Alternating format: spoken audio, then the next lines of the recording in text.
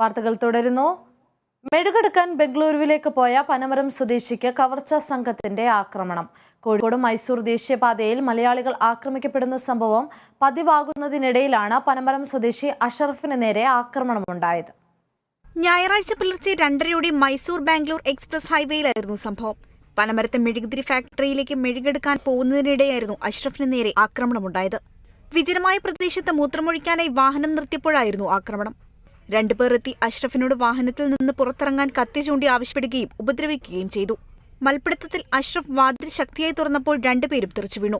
പെട്ടെന്ന് വാഹനമെടുത്ത് പോവാൻ ശ്രമിച്ചെങ്കിലും അക്രമികൾ വലതുവശത്തെ ഗ്ലാസ് തല്ലിത്തകർത്ത് വീണ്ടും മർദ്ദിച്ചു. പിന്നിൽ നിന്നും മറ്റൊരു കാർ വന്നതോടെ അക്രമികൾ ഓടി രക്ഷപ്പെടുകയായിരുന്നു. മൂത്രമൊഴിച്ച് വണ്ടി കയറിയ സമയത്താണ് 2 ആളുകൾ വന്നിട്ട് എന്നെ ചോദിച്ചു എവിടെയൊക്കെ പോകുന്ന കാര്യങ്ങൾ ചോദിച്ചു. വണ്ടി ഇറങ്ങാൻ പറഞ്ഞു. ഞാൻ ഇറങ്ങിയില്ല. ഇറങ്ങാത്തിന് ഞാൻ ഡോർ ലോക്കായി കഴിഞ്ഞു. അത് പിന്നെ അവർ കത്തി എടുത്ത് കഴുത്തിൽ വെച്ചു. കത്തി കയറി പിടിച്ചു. കുറച്ച് പിടിവലി കടന്നു. വണ്ടി എടുക്കാൻ സമ്മതിച്ചില്ല തന്നെ. പിന്നെ അത് കഴിഞ്ഞ് കുറച്ച് കഴിഞ്ഞപ്പോഴാണ് വേറൊരു വണ്ടിക്കാർ വന്നിട്ടുണ്ടായിരുന്നു ബാക്കിൽ നിന്ന്. പിന്നെ ആ സമയത്ത് പിന്നെ അവർ ഇട്ട് ഓടിക്കളഞ്ഞു. തിങ്കളാഴ്ച രാവിലെ തിരിച്ചെത്തിയ അഷ്റഫ് പനമരത്തെ സ്വകാര്യ ആശുപത്രിയിൽ ചികിത്സ തേടി. നേരത്തെ സംഭവസ്ഥലത്ത് നിന്നും കുറെ മാറി മൂത്രമൊഴിക്കാൻ വാഹനം നിർത്തിയെങ്കിലും പോലീസ് എത്തി ഓടിച്ചിരുന്നു.